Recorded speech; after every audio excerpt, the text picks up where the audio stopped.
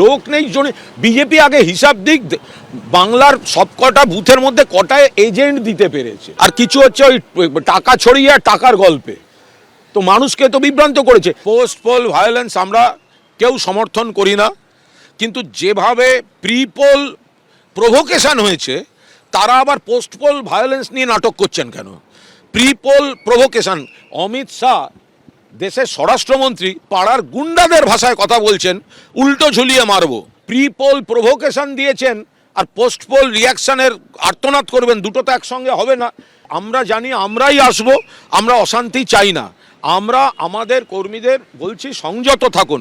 আমরা দেখেছি যে লোকসভাতে ভোট দিতে যেতেই পারেনি তারা, এবং তাদের গ্যাপটা হয়েছিল 7.5 লক্ষ না 7 লক্ষ মানে ভোটে জিতেছিল। এটা তো অস্বাভাবিক কথা, তাই না? এবং সেখানে অনেক জায়গায় বুথে ব্ল্যাক টেপ দেওয়া ছিল। এবং লোকসভা যদি সত্যি এরকমভাবে কেন্দ্রীয় নির্বাচন কমিশন যেভাবে কাজ করেছেন সেটা যদি লোকসভাতে হতো, তাহলে হয়তো আসল চিত্রটা, আসল ভেতরে কি তারা করেছে সেটা ধরা পড়তো।